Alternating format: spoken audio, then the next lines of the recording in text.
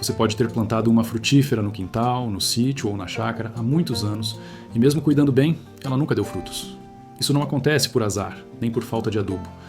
Em muitos casos, o problema está no tipo de reprodução da planta.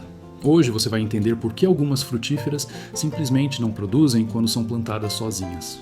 Neste vídeo, eu vou explicar de forma simples como funciona a polinização, por que algumas frutíferas precisam de uma planta companheira específica e como evitar a frustração de esperar anos por frutos que nunca aparecem.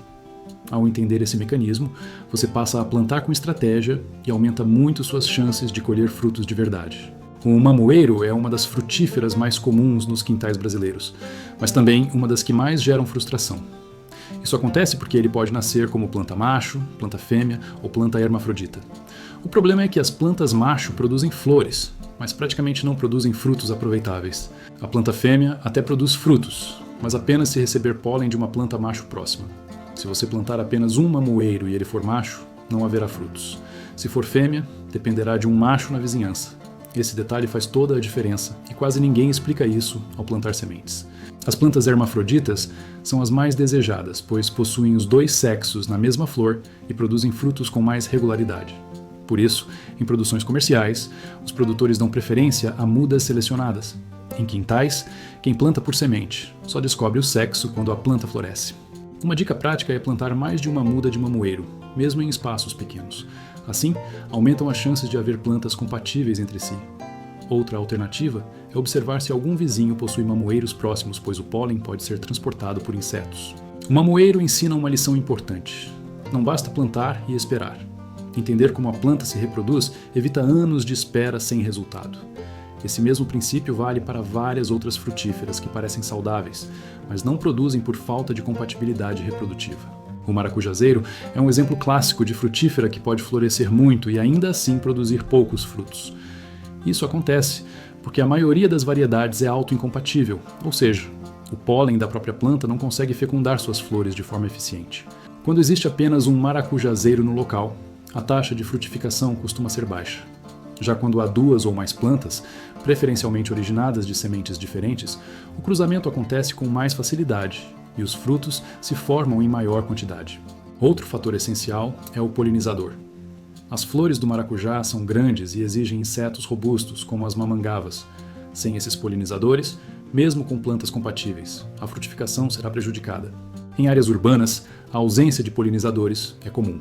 Nesses casos, uma alternativa é estimular a presença de insetos com plantas floríferas próximas, ou até realizar polinização manual, transferindo o pólen de uma flor para outra.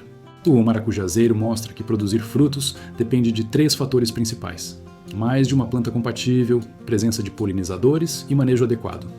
Ignorar qualquer um desses pontos reduz drasticamente a colheita, mesmo com plantas visualmente bonitas.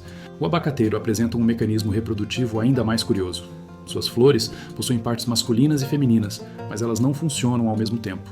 Isso impede a autofecundação eficiente quando há apenas uma planta isolada. Por esse motivo, os abacateiros são divididos em 2 grupos, conhecidos como Grupo A e Grupo B.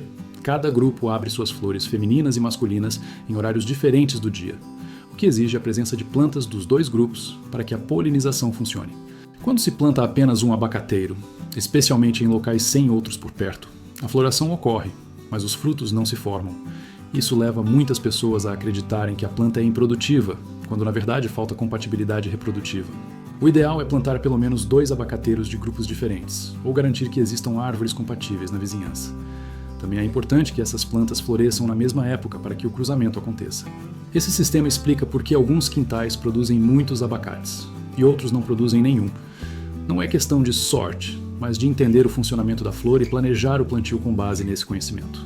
A pitaia, apesar de ser um cacto resistente, também apresenta problemas de frutificação quando plantada sozinha.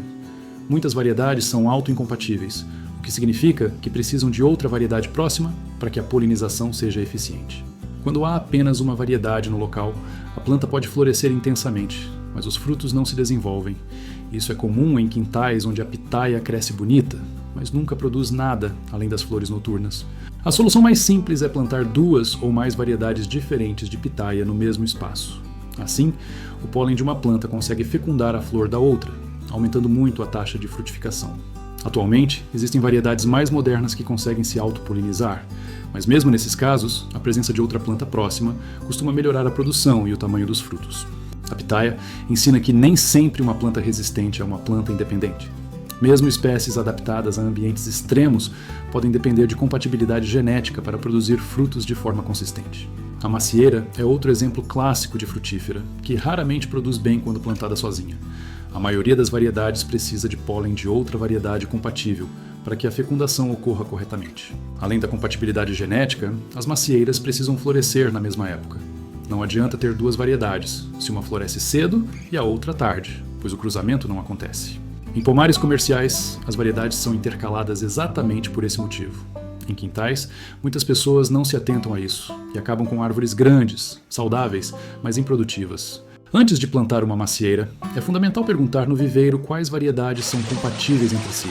Essa simples pergunta evita anos de espera sem frutos. A macieira mostra que planejar o plantio é tão importante quanto cuidar da planta. Frutíferas não produzem apenas porque crescem, mas porque encontram as condições corretas para se reproduzir. Entender como funciona a reprodução das frutíferas muda completamente a forma como você planta.